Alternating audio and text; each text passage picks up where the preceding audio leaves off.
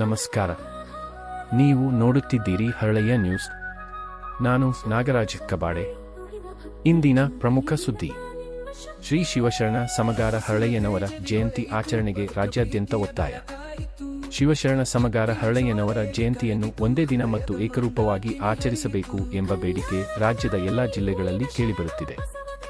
ದವನದ ಹುಣ್ಣಿಮೆ ದಿನಂದು ದರಿದೇವ ಹರಳೆಯ ಹುಟ್ಟಿ ಬಂದಾನೋ ಎಂದು ಜನಪದ ಸಾಹಿತ್ಯದಲ್ಲಿಯೂ ಹರಳೆಯನವರ ಮಹತ್ವ ಉಲ್ಲೇಖವಾಗಿದೆ.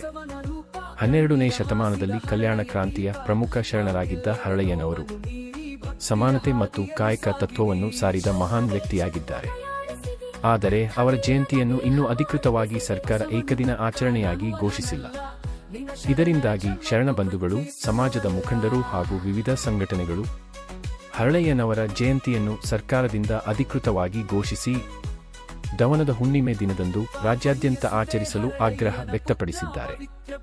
ಒಟ್ಟಿನಲ್ಲಿ ಶಿವಶರಣ ಹರಳೆಯನವರ ಜಯಂತಿಯನ್ನು ಏಕರೂಪವಾಗಿ ಆಚರಿಸುವ ಕುರಿತು ರಾಜ್ಯಾದ್ಯಂತ ಒತ್ತಾಯಗಳು ಹೆಚ್ಚಾಗಿದ್ದು, ಸರ್ಕಾರದ ನಿರ್ಧಾರಕ್ಕೆ ಎಲ್ಲರ ಕಣ್ಣು ನೆಟ್ಟಿದೆ.